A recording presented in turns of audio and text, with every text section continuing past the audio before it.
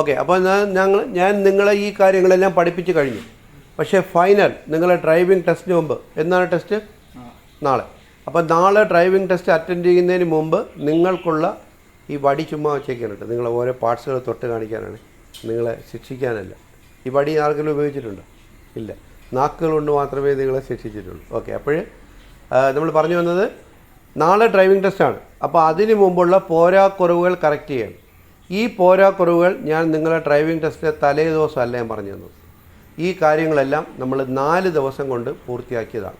സ്റ്റിയറിങ്ങിൻ്റെ ക്ലാസ്സുകൾ പൂർത്തിയാക്കി, accelerator separate ആയിട്ട് നമ്മൾ ചെയ്ത് പ്രാക്ടീസ് ചെയ്തു, ബ്രേക്ക് പ്രാക്ടീസ് ചെയ്തു, ക്ലച്ച് പ്രാക്ടീസ് ചെയ്തു, ഗിയറുകൾ പ്രാക്ടീസ് ചെയ്തു.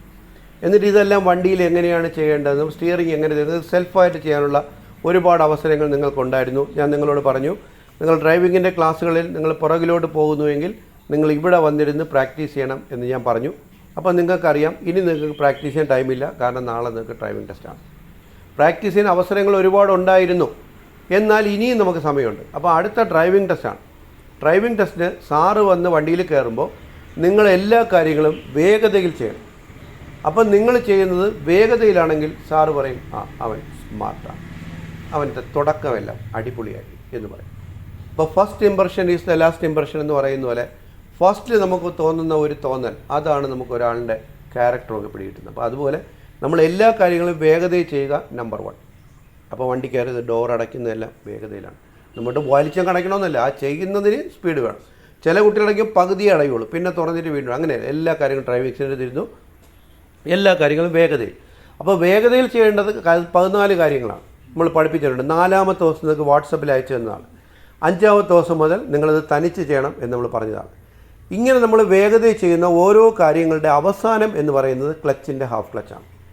അപ്പോൾ അവിടെ വേണ്ടത്ര ആക്സിലേറ്റർ കൊടുത്ത് വച്ചുകൊണ്ടാണ് ക്ലച്ചിൻ്റെ ഫസ്റ്റ് ലെവലിൽ നിർത്തി സ്പീഡ് കൺട്രോൾ ചെയ്യേണ്ടത്.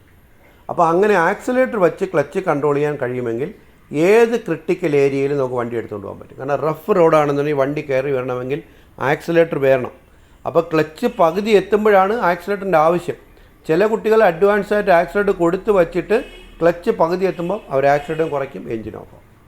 ഇതവർ മനഃപൂർവ്വം ചെയ്യുന്നതല്ല, അങ്ങനെ ആയി പോകുന്നു. എന്തുകൊണ്ടെന്ന് ചോദിച്ചാൽ അവർക്ക് അതിനകത്തുള്ള പ്രാക്ടീസ് ആയിട്ടില്ല. അപ്പോൾ അവർ സ്ഥിരം അത് വീണ്ടും വീണ്ടും വീണ്ടും കണ്ടിന്യൂസ് പ്രാക്ടീസ് ചെയ്യുമ്പോൾ അവർ ഓക്കെ ആവും. അപ്പോൾ ഇവിടെ നമ്മളെന്ന് പറഞ്ഞാൽ 30 ദിവസത്തെ ക്ലാസ്സുകളാണ് ഓരോ കുട്ടിക്കും നൽകുന്നത്. അപ്പോൾ ഇവിടെ നമ്മൾ ടെക്നിക്കലായിട്ടുള്ള നോളജ് നമുക്ക് കുറവാണെങ്കിലും MEDയുടെ ഭാഷയിൽ നമ്മൾ പറയുന്ന മാനോവർ നമുക്കില്ലെങ്കിലും നമ്മൾ 30 ദിവസം കൊണ്ട് നമ്മൾ ഓക്കെ ആവില്ല. അപ്പോൾ നമ്മൾ 30 ദിവസം കൊണ്ട് ഓക്കെ ആവണമെങ്കിൽ നമ്മൾ ഇവിടെ ഇരുന്ന് നമ്മൾ പഠിച്ചിട്ട് നമ്മൾ ചെയ്യുന്ന ഓരോ ക്ലാസ്സുകളിലും പറ്റിയ മിസ്റ്റേക്കുകൾ ഇവിടെ ഇരുന്ന് ചെയ്ത് കറക്റ്റ് ചെയ്യണം. അപ്പോൾ നമ്മൾ പറയുന്നത് 30 ദിവസത്തെ ക്ലാസ്സുകളിൽ 2 സെഷൻ, ആദ്യത്തെ 15 ദിവസത്തെ ക്ലാസ്സുകളിൽ പഠിക്കാനുള്ളതാണ്. എല്ലാ സംശയങ്ങളും ക്ലിയർ ചെയ്ത് ഓക്കെ ആയി എല്ലാം റെഡിയായി കഴിഞ്ഞാൽ 16 മുതൽ നമ്മൾ തനിച്ച് ചെയ്യണം.